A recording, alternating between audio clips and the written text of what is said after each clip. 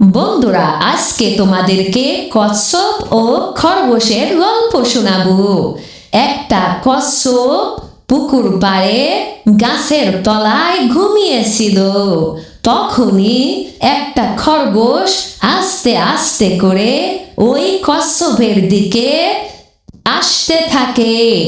সে এসে কচ্ছপকে ঘুম থেকে জাগিয়ে তুলে তাকে বলতে থাকে, কচ্ছপ ভাই, তুমি তো খুবই দুর্বল, তুমি হাঁটতে পারো না, তুমি দৌড়াইতে পারো না।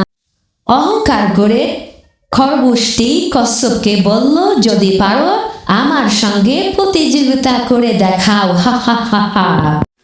তখন কচ্ছপটি খরগোশটিকে বলে, অহংকার করো না, অহংকার পতনের মূল। তোমার যদি এতই অহংকার থেকে থাকে তাহলে চলো আমরা দৌড় প্রতিযোগিতা দিয়ে দেখি। অহংকারী খরগোশটি সে দ্রুত গতিতে লাফাইতে লাফাইতে অনেক আগে সে চলতে থাকে, আর পিছনে কচ্ছপটি আস্তে আস্তে করে হাঁটতে হাঁটতে তার পিছু পিছু যাইতে থাকে।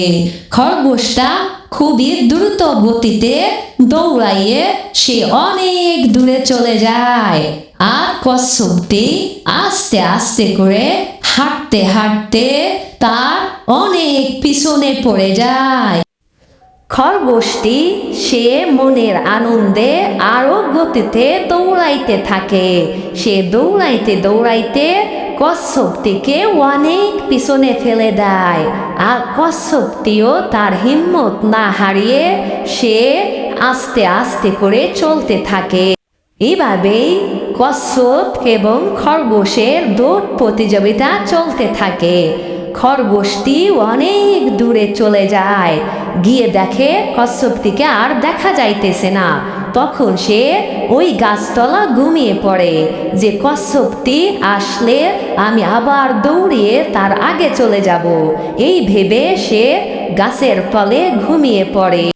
তখনই কচ্ছপটি আস্তে আস্তে গুটি গুটি পায়ে খরগোশের কাছ দিয়ে যাইতে থাকে, যাতে করে খরগোশটি ঘুম থেকে জেগে না যায়, আর সে আগে আগে তার গন্তব্যে পৌঁছে যাইতে পারে।